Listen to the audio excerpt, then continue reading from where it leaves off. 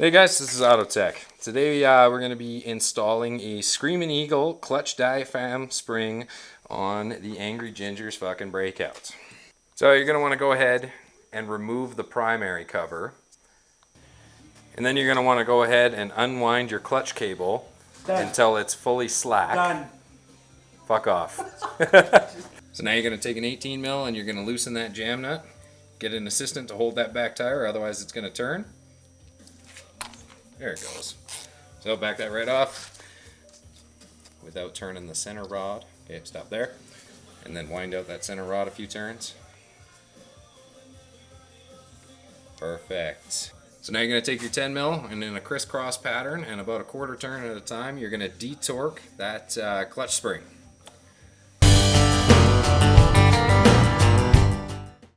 Once you get them all slightly detorqued like that, fucking wind them out in a crisscross pattern.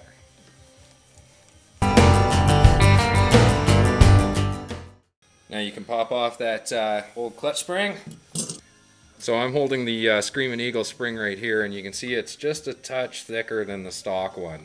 The Screamin' Eagle spring adds about 20% more pull, whereas my Barnett one added about 35%. Now install that spring the same way you took it out, cone side facing out. The retainer goes on one way. It's kind of hard to screw that up. Now a little dab of blue on all the bolts.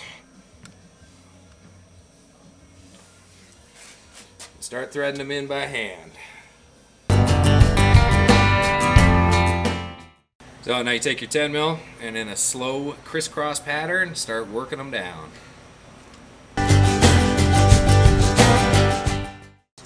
So now you take your torque wrench. The torque spec is 70 to 100 inch-pounds, so we're going to go 85. And in a crisscross pattern, just make your way around. And then just because I'm fucking anal about this type of shit, I like to fucking go around it one more time. You can never be too careful when it comes to fucking torquing your stuff. And the extra few seconds you spend right now might save you time down the road. So now by hand, you're going to wind in the center rod just until it touches. Yeah, just a little bit of resistance. And then you're going to come up and you're going to actuate your clutch a few times. Make sure it actually seats, and if you notice, you can see it moving just a little bit. So then you're going to back it out, and then you're going to wind it back in until it touches. So once you wind it in until it touches, with this one, we're going to go a half turn out, right there.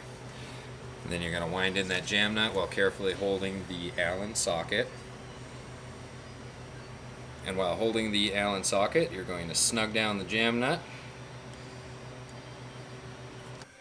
So now the torque spec for that jam nut is 72 to 120 inch-pounds, so we're going to go 120 inch-pounds.